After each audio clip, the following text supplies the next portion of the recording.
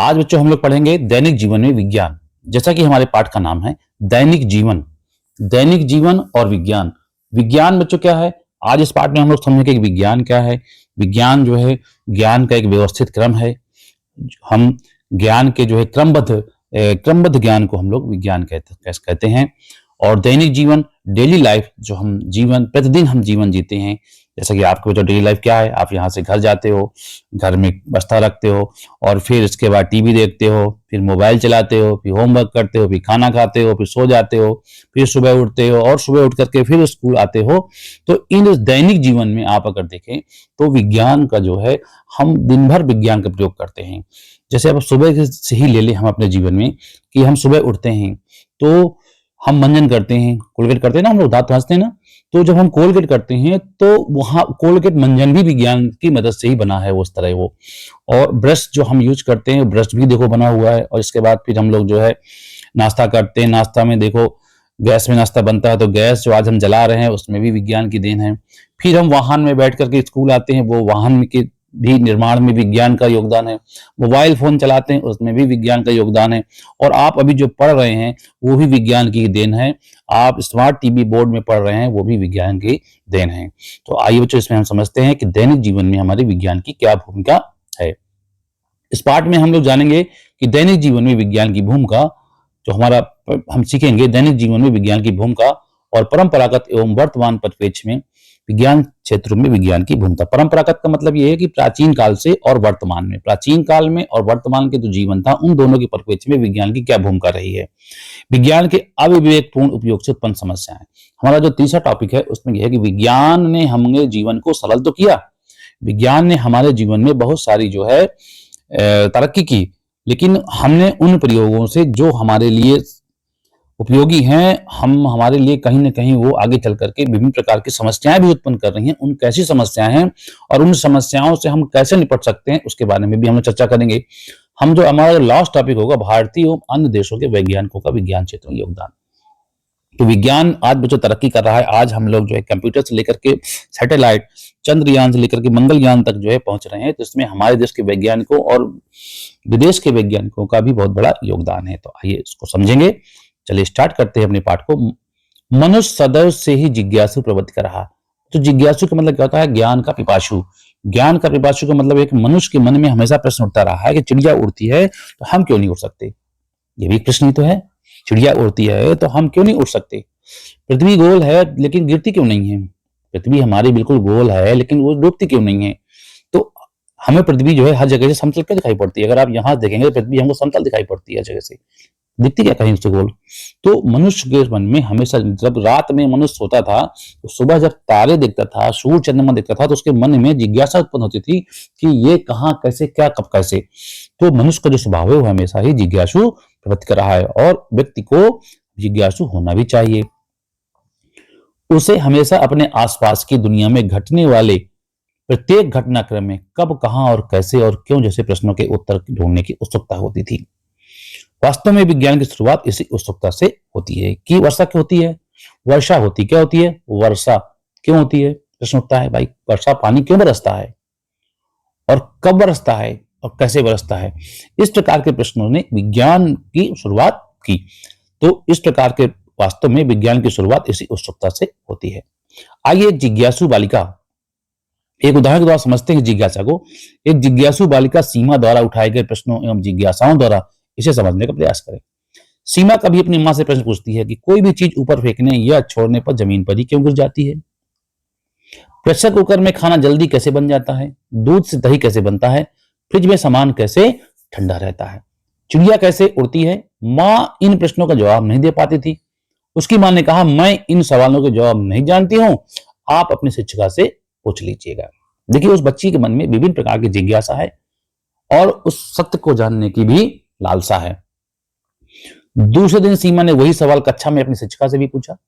शिक्षिका ने सीमा को समझाते हुए कहा, आपके सभी सवाल हमारे आसपास की दुनिया से संबंधित हैं। मनुष्य में हर चीज को जानने समझने की उत्सुकता होती है। यह उत्सुकता देखने, छूने, सूंघने, स्वाद चखने या सुनने के कारण उत्पन्न होती है। उत्सुकता के कारण ही हमारे मन में तरह तरह के सवाल उठते हैं और विज्ञान इन सवालों को उत्तर देने की कोशिश करता है। हमारे इन सवालों के जवाब कौन देता है? हमारे इन सवालों का सही एवं सटीक जवाब देने अगर कोई सक्षम है तो वो है विज्ञान। सीमा ने कहा, ठीक है, लेकिन विज्ञान कैसे इन सवालों का उत्तर देता है? शिक्षिका बोली, यह जानने के लिए हमें यह समझना होगा कि वैज्ञानिक किस तरह कार्य करते हैं। विज्ञान भी वैज्ञानिक जो कार्य करते हैं उसकी एक पद्धति है, उसका एक सिस्टम है। वे जिस समस्या का हल खोजना होता है, सबसे पहले उसका सूक्ष्म अवलोकन करते हैं, उससे संबंधित सभी जानकारियां एकत्रित करते हैं। एकत्रित जानकारी के द्वारा वे अपने उत्तर के बारे में कल्पना करते हैं। इस तरह किसी सिद्धांत की रचना की जाती है। सिद्धांत की रचना ही सवाल का सबसे अच्छा समाधान होता है। सिद्धांत की पुष्टि के लिए बार बार प्रयोग करना पड़ता है ताकि यह विश्वास होने लगे कि यह समस्या का सबसे अच्छा समाधान यही है। शिक्षिका ने बताया, जैसे सीमा का सवाल है, वस्तुएं हमेशा जमीन पर ही क्यों गिरती हैं? आप रोज देखते हैं कि अगर कोई भी चीज हवा में उछाले या फेंके तो वह जमीन पर ही गिर जाती है। ऐसा हर जगह और हर वस्तु के साथ होता है। यह जानने के लिए आपको कई तरह की वस्तुओं के साथ विभिन्न विभिन्न स्थानों पर प्रयोग करना पड़ेगा। अगर आप ऐसा कर पाएंगे कि हर वस्तु, फूल, पत्थर, सिक्के, कपड़े आदि चाहे जहां से गिराएं वापस जमीन पर ही गिरते हैं। इसे देखकर महान वैज्ञानिक सर आइजैक न्यूटन ने यह निष्कर्ष निकाला, पृथ्वी हर वस्तु को गुरुत्वाकर्षण के कारण अपनी ओर खींचती है, जिसकी वजह से प्रत्येक वस्तु पृथ्वी पर गिरती है। सीमा अपने सवाल का इतना सरल उत्तर पाकर के बड़ी उत्साहित हो गई। शिक्षिका सीमा के उत्साह को देखकर बोली, ज्यादातर उत्तर सरल ही होते हैं, लेकिन उनके उत्तर या सिद्धांत बनाना अक्सर जटिल होता है। वैज्ञानिक किसी भी समस्या जिज्ञासा का समाधान प्राप्त करने के लिए वैज्ञानिक विधि के विभिन्न चरणों द्वारा निष्कर्ष निकालते हैं और उससे समाज को लाभान्वित करते हैं। वैज्ञानिक विधि के विभिन्न चरण हैं, तो आइए बच्चों समझते हैं कि वैज्ञानिक विधि के क्या क्या चरण हैं। तो पहला जो चरण है वो है जिज्ञासा, जिसके बारे में अभी हम लोग चर्चा कर चुके हैं। पहला क्या है? जिज्ञासा या प्रश्न करना। जब हम जिज्ञासा या प्रश्न ही नहीं करेंगे तो विज्ञानिक पद्धति का हमने पहला स्टेप ही नहीं पूरा किया, तो हम कैसे निष्कर्ष तक पहुंच पाएंगे? कैसे हम अपनी समस्या का हमको हल मिल पाएगा? तो पहला क्या है? जिज्ञासा या प्रश्न करना। दूसरा है परिकल्पना, हाइपोथेसिस। हमको कल्पना करनी पड़ती है, फिर हम उस कल्पना पे परीक्षण करते हैं, निरीक्षण, विश्लेषण और वर्गीकरण, अभिलेखन, पुनर्विचार, निष्कर्ष निकालना और नए प्रयोग।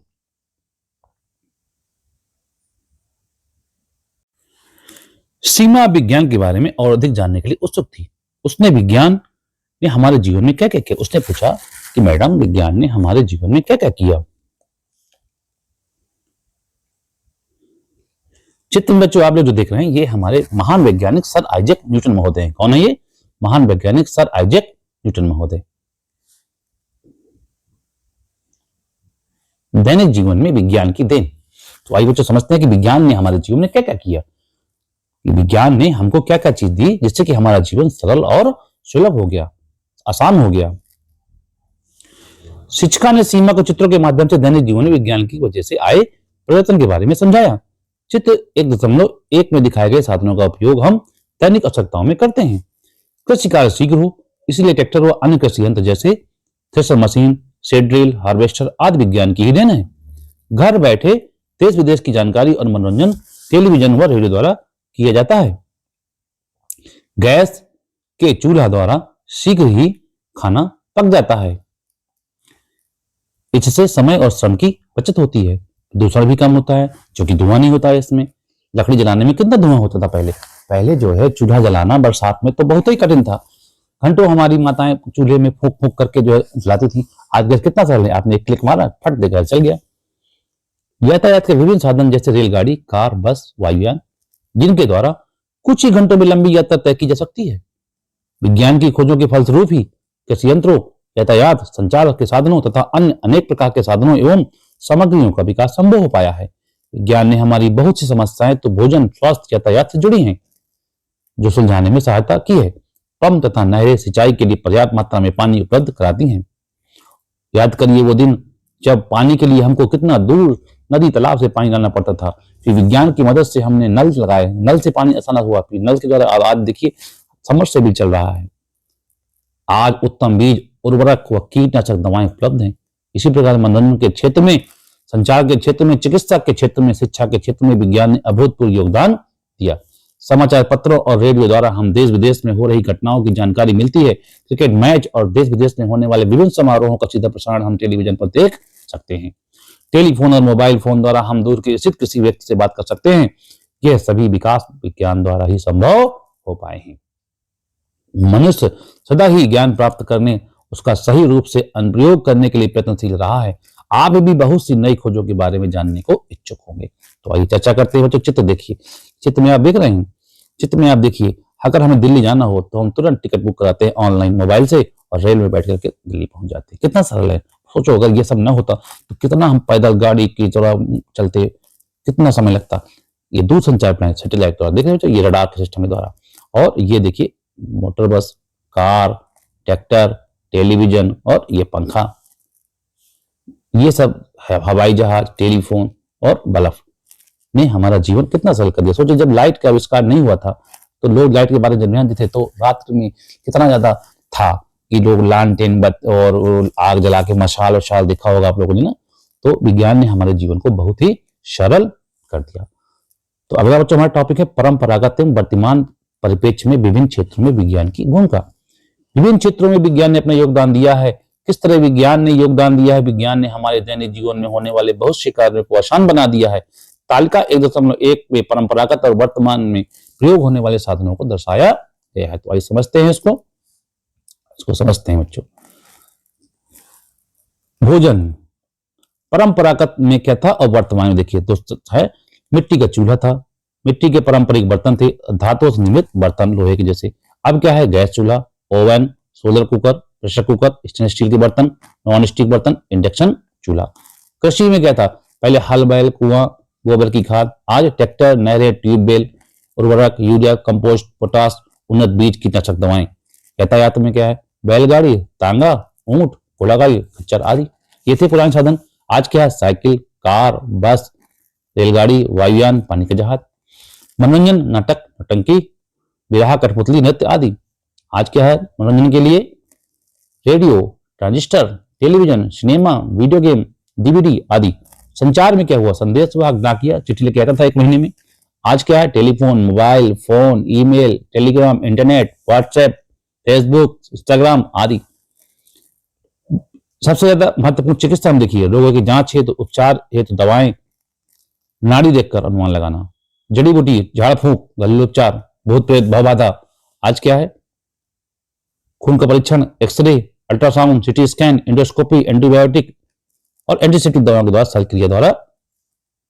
शिक्षा क्षेत्र में देखिए क्या विज्ञान का प्रयोग है? गुरुकुल प्रणाली, विद्यालयों में शिक्षकों द्वारा पारंपरिक ढंग से अध्ययन, over head projector, computer, internet, smart board, ये सब चीजें जो है एडुसेट के द्वारा शिक्षण कार्य आज सरल एवं सुलभ हो गया। अंतरिक्ष में क्या हुआ? दूरसंचार। पहले क्या था? अंतरिक्ष में जानने के लिए सिर्फ साधारण दूरबीनें थी, वेधशालाएं थी। आज क्या है? चंद्रयान 1, रडार, मंगलयान आदि आदि। रक्षा क्षेत्र देखिए, भाला, तलवार, तीर, धनुष आदि, बंदूक, पिस्तौल, टैंक, मिसाइल, परमाणु बम और ड्रोन एक नई टेक्नोलॉजी से सब लोग जानते हैं। ड्रोन के बारे में देखा होगा सब लोगों ने कि ड्रोन किस प्रकार उड़ता है, और शादी ब्याह में तो ड्रोन का उपयोग देखिए, घर ड्रोन हो गया। तो विज्ञान के दुरुपयोग, तो जहां विज्ञान ने हमारे लिए सरल सुलभ जीवन, हमारे जीवन को सरल किया, सुलभ किया, वहीं विज्ञान के दुरुपयोग भी से समस्याएं भी उत्पन्न हुई। आइए उनकी चर्चा करते हैं। विज्ञान ने अनेक असंभव लगने वाली बातों को संभव कर दिखाया। जीवन का कोई भी ऐसा क्षेत्र नहीं बचा जिसने विज्ञान ने प्रभावित न किया हो। विज्ञान से मनुष्य को जहां अपार सुविधाएं प्राप्त हुई हैं, वहीं इसके असीमित उपयोग से अनेक समस्याएं भी उत्पन्न हुई हैं। इसको समझिए, जैसे इंटरनेट, नेट बैंकिंग के द्वारा पैसा भेजना सरल हो गया, पैसा पेमेंट करना सरल हो गया, लेकिन इसके दुरुपयोग भी हुए। लोगों ने इसका उपयोग लगा कि साइबर क्राइम किया, लोगों के खातों से पैसे भी गायब हो गए। ये भी एक प्रकार का दुरुपयोग ही तो है। विज्ञान की प्रगति के फलस्वरूप यातायात के क्षेत्र में पेट्रोल डीजल चालित वाहनों की वृद्धि के कारण पर्यावरण असंतुलित और प्रदूषित हो रहा है। लगातार वाहनों के प्रयोग से कार्बन मोनोऑक्साइड गैस निकल रही है हर वाहन से, जिससे कि हमारी पृथ्वी का जो टेम्परेचर है वो बढ़ रहा है। रासायनिक उर्वरकों एवं कीटनाशक दवाओं के उपयोग से कृषि उत्पादन में अत्यधिक वृद्धि हुई, किंतु अनुचित प्रयोग से मृदा एवं जल प्रदूषण का खतरा बढ़ गया है। संकट उत्पन्न हो गया है,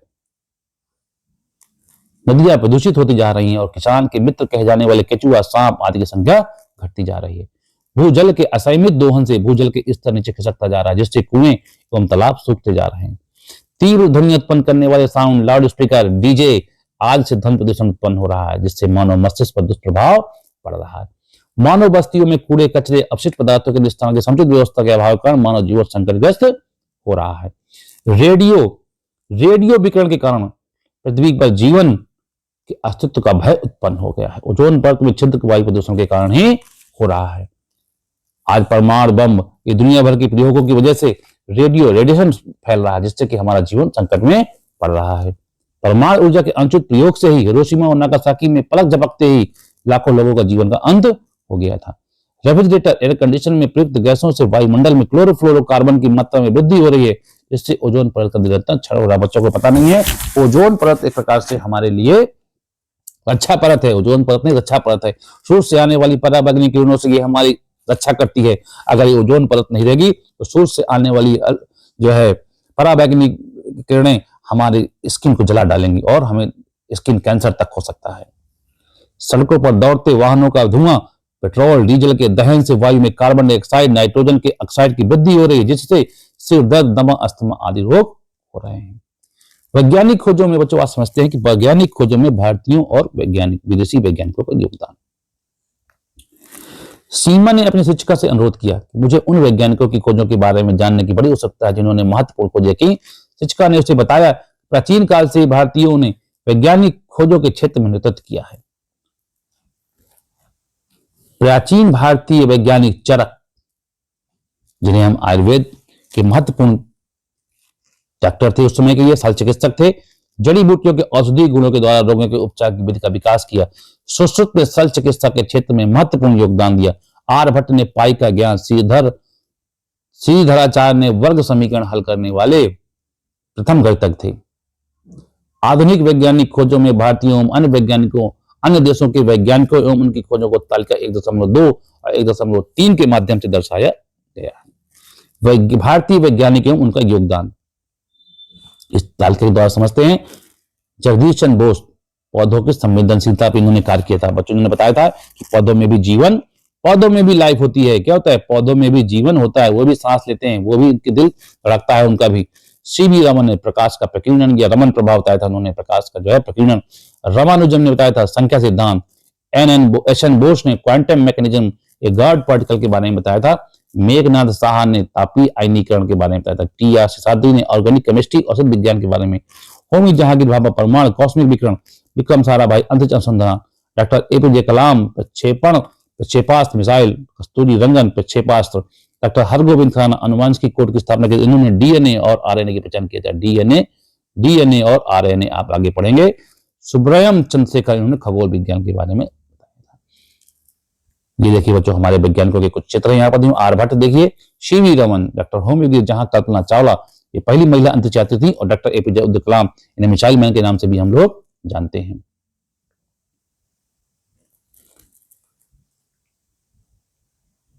आइए बच्चों विदेश के कुछ वैज्ञानिकों को जानते हैं कि उन्होंने क्या क्या खोजें की है। एडवर्ड जेनर रोगों को अच्छा है, उन्होंने वैक्सीन की खोज की थी। अलेक्जेंडर फ्लेमिंग पेंसिलिन नामक इंजेक्शन बनाया था इन्होंने। मैडम मैरी क्यूरी रेडियम और पोलिनियम। गैलीली दूरबीन की खोज की थी इन्होंने। थॉमस एल्वा एडिसन ग्रामोफोन एवं विद्युत बल्ब की खोज की थी। गुलबेर्मो मार्कोनी रेडियो की खोज किया था। अलेक्जेंडर ग्राहम बेल टेलीफोन की खोज। सर आइजैक न्यूटन गुरुत्वाकर्षण का नियम और गति के सिद्धांत बताए थे। चार्ल्स बेबेज ने कंप्यूटर की खोज की थी। किसने की थी बच्चों? चार्ल्स बेबेज ने। माइकल फैराडे, इन्होंने डायनेमो की खोज की थी, जिससे डायनेमो आज गाड़ियां स्टार्ट होती भर दे, तो वो गाड़ियां जो स्टार्ट होती डायनेमो की मदद से। William Rontgen X-ray. जॉन लांगी Baird television. Albert Einstein photoelectric प्रभाव। अच्छा ये थे कि वैज्ञानिक कुछ विदेशी वैज्ञानिक। आइए इसको भी जानते हैं।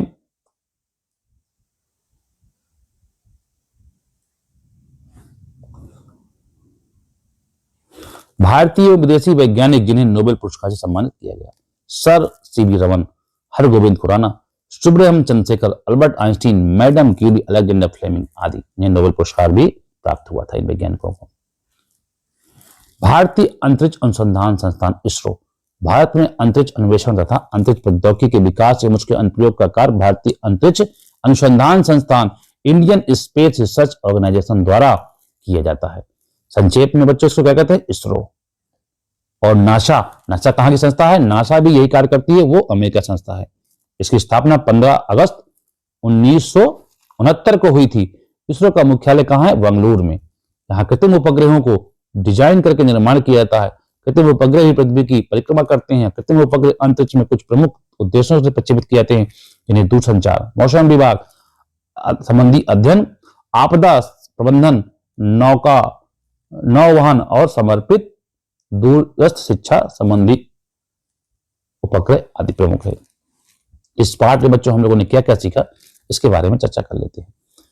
दैनिक जीवन विज्ञान की देन जीवन को सरल एवं सुखमय बनाना। विभिन्न क्षेत्रों में विज्ञान के योगदान से विकास संभव हो सका है। विज्ञान की खोज एवं आविष्कारों का दुरुपयोग भी हो रहा है। परमाणु बम, हाइड्रोजन बम, प्रक्षेपास्त्र आदि का निर्माण हुआ। विज्ञान की प्रगति के फलस्वरूप वाहनों, कीटनाशक दवाओं के उत्पादन आदि में अत्यधिक वृद्धि होने से, जिससे बढ़ती हुई जनसंख्या की मांग की आपूर्ति तो हुई, परंतु पर्यावरण असंतुलित और प्रदूषित हो रहा है और मानव जीवन संकटमय होता जा रहा है। चलिए बच्चों, इसके प्रश्न अभ्यास को भी देख लेते हैं, जिसको आप अपनी नोटबुक में नोट करते जाइए। बच्चों, हमारा पहला प्रश्न है, सही विकल्प छांट करके अपने अभ्यास पुस्तक में लिखना है। गुरुत्वाकर्षण का सिद्धांत दिया था, किसने दिया था? गुरुत्वाकर्षण सिद्धांत, ग्रेविटी का सिद्धांत किसने दिया था? न्यूटन ने। किसने दिया बच्चों? न्यूटन महोदय ने। किसने दिया? न्यूटन महोदय ने। अगला प्रश्न है हमारा, वैज्ञानिक विधि का चरण नहीं है। तो वैज्ञानिक विधि का चरण कौन नहीं है? वैज्ञानिक विधि का चरण नहीं है जिज्ञासा। वैज्ञानिक विधि का चरण नहीं है जिज्ञासा। अगला प्रश्न हमारा, भारतीय वैज्ञानिक है कौन? भारतीय वैज्ञानिक है हरगोविंद खुराना। ओजोन परत में छिद्र का कारण जल प्रदूषण, ध्वनि प्रदूषण, वायु प्रदूषण। वायु प्रदूषण कौन सा प्रदूषण? तो वायु प्रदूषण। दूसरा प्रश्न है हमारा, निम्नलिखित प्रश्न का उत्तर दीजिए। दो भारतीय और दो विदेशी वैज्ञानिकों के नाम लिखिए। दो भारतीय वैज्ञानिक जेसी बोस, डॉक्टर एपीजे अब्दुल कलाम, तथा दो विदेशी वैज्ञानिक एडिसन और मार्कोनी। पहला प्रश्न है हमारा, विज्ञान के दुरुपयोग से होने वाली किन्हीं दो समस्याओं को लिखिए। विज्ञान हमें अपने चारों ओर की वस्तुओं तथा घटनाओं के बारे में ज्ञान प्राप्त करने में सहायता करता है। विज्ञान विकास तथा आविष्कारों में भी सहायता करता है। विज्ञान का हमारे दैनिक जीवन में निम्नलिखित उपयोग है। गैस चूल्हा, प्रेशर कुकर आदि, जिससे भोजन आसानी से बन जाता है। ट्रैक्टर, हार्वेस्टर आदि के क्षेत्र में यातायात के लिए, रेल, मोटर, वायुयान, मनोरंजन के लिए रेडियो, टीवी, सिनेमा, संचार के क्षेत्र में टेलीफोन, मोबाइल फोन, चिकित्सा के लिए विभिन्न यंत्र एवं दवाएं तथा अंतरिक्ष खोज के लिए चंद्रयान का सफल प्रक्षेपण विज्ञान की ही देन है। जब इनकी कार्यप्रणाली में कोई कमी या बदलाव आ जाता है, इसका दुष्प्रभाव देखने को मिलता है, जिससे हम विज्ञान का दुरुपयोग कहते हैं। जैसे असंतुलित और विज्ञान के असंयमित उपयोग से पर्यावरण प्रदूषित हो रहा है, जिससे मानव जीवन कष्टमय होता जा रहा है। प्रश्न नंबर 3 है, स्तंभ का और स्तंभ खा से मिलान कीजिए। इसको करते हैं। डॉक्टर एपीजे अब्दुल कलाम ये प्रक्षेपास्त्र प्रणाली से संबंधित थे। मैडम क्यूरी ने खोज की थी रेडियम की। वोल्टा ने खोज की थी विद्युत सेल की। माइकल फैराडे ने खोज किया था डायनेमो की। और गैलीलियो ने दूरबीन का आविष्कार किया था। अगला प्रश्न है हमारा, रिक्त स्थानों की पूर्ति कीजिए। एडुसेट एक दूरस्थ शैक्षिक उपग्रह है। वायुयान वायु यातायात का साधन है। यूरिया के अत्यधिक उपयोग से मृदा प्रदूषण होता है। सुश्रुत प्राचीन काल में महान शल्य चिकित्सक थे। नागासाकी और हिरोशिमा पर परमाणु बम गिराया गया था। प्रश्न नंबर 5 है, निम्नलिखित प्रश्नों के उत्तर एक शब्द में दीजिए। दूर देशों की घटनाओं को सचित्र जानकारी देने वाले साधन का नाम क्या है? टेलीविजन। अगला प्रश्न है हमारा, विद्युत बल्ब के आविष्कारक कौन थे? एडिसन। किन्हीं दो अंतरिक्ष वैज्ञानिकों के नाम लिखिए। कल्पना चावला और राकेश शर्मा। चिकित्सा के क्षेत्र में वर्तमान में क्या प्रगति हुई है? वर्तमान समय में चिकित्सा के क्षेत्र में अनगिनत प्रगति हुई है, जैसे मल मूत्र तथा खून का परीक्षण, x-ray, ultrasound, CT scan, endoscopy आदि, जिसके द्वारा हम किसी भी भयंकर से भयंकर बीमारी का तुरंत पता चल जाता है और हम समय रहते उसका उपचार करा पाते हैं। वर्तमान समय में संचार माध्यम के क्या क्या साधन हैं? वर्तमान समय में संचार माध्यम के विभिन्न साधन हैं, जैसे radio, television, mobile phone, internet, समाचार पत्र आदि। इसी साथ बच्चों ये हमारा पाठ समाप्त होता है। मिलते हैं अगले पाठ में।